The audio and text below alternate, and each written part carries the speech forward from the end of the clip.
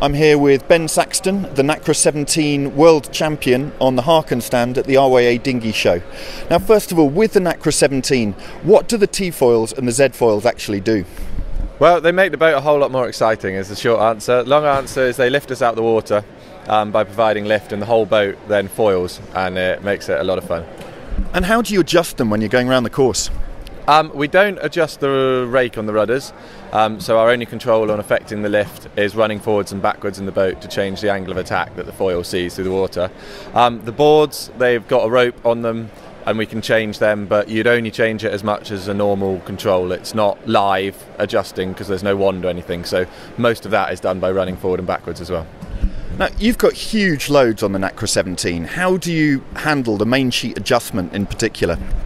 Well, yeah, the loads are ridiculously big. We have a 12-to-1 main sheet, or you can have a 10-to-1, but we choose to have the 12. It's simple. You use some good kit, you get some new Harken blocks on there, and you keep them in top working order. And how does the trim change when you go between the displacement and the foiling modes?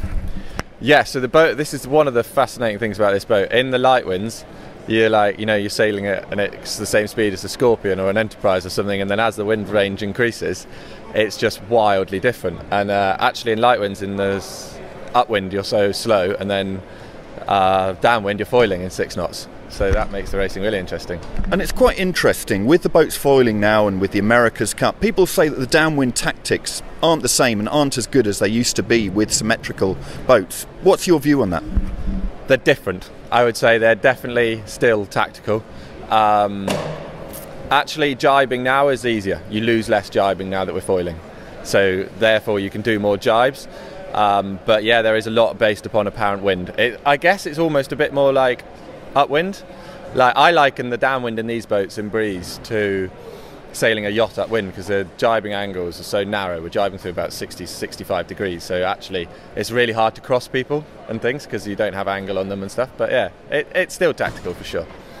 And you've got a lot of strings on this boat. When you come to the manoeuvres, how do you prioritise which thing to do first? A lot of training. That's what we spend every day of every week doing. But we have very set routines between me and my crew, Katie Dabson, and we just work out what's to do. In essence, if you can come out with the boat moving fast, then you don't really care what you do in the middle. And it's a new class. Are there different views in the fleet as to what works best? Yeah, there's huge different views actually. People are trying foiling the whole time upwind. Some people are not foiling upwind and only foiling downwind, and then they have different setups, because you'd think of depowering a bit if you want to foil the whole time. Whereas you take a bit more power if you're not, and then everyone's massively changing on where rudder rakes, how much lift you want to sail with, and yeah, we'll still be learning for years to come. Back to the loads on the Nacra 17. How have the ratchet blocks evolved to take these on? Yeah, we're testing some new ones with Harken at the moment called Power 3, where the teeth are slightly different on it, and the aim is to take out the holding load on it, because they all work well moving, but the loads are so high even when you're not trying to move the sheet that we're trying to evolve them. Now, you've switched crews since Rio 2016, but it's been a highly successful partnership so far with Katie. How did you manage the transition? The transition took me a while. I actually spent about 6 months sailing with lots of different people, seeing what's happening, and then actually went sailing a Weymouth for one day with Katie, and I was like, yeah, we kind of clicked, and we've hit the ground running. I think a lot of that we just worked out we're good personalities together, and if we've got a good team, then we can learn from there. So although Katie was relatively inexperienced, especially in cat sailing, a good team means that you learn fast, and we came out with a good year. And winning the World Championship must have been a superb feeling. Oh, it was unbelievable. I remember coming across the finish line, and I just did this little scream, and then patted Katie on the back, and then Katie was so docile about it. She smiled, and I was like, I don't think it's dropped to her quite so quickly, but yeah, it was an amazing feeling, and I'll remember it for the rest of my life. And you sail a lot of other boats, in particular the RS 200. The Nacra 17, of course, is the focus of your sailing, but what other sailing do you think you're going to be able to get in 2018? I'd do as much as I can. I love it. No, I am sailing, the 200 at the Endeavour again with Toby Lewis. So lucky to have a good crew again there. The way to look good is to always have good crews like Toby and Katie. And then I'm doing a lot of J70 sailing this year. Maybe we'll try and win the Nationals again like I did last year. and a little bit of team racing here and there. And in the Endeavour, you have quite a rivalry with Nick Craig, who also uses Toby Lewis as a crew in other classes. How is that rivalry going to continue in 2018? Yeah, it's special. I love racing against Nick. Nick is, like, I'd say, the best amateur sailor. I don't think you can argue against that.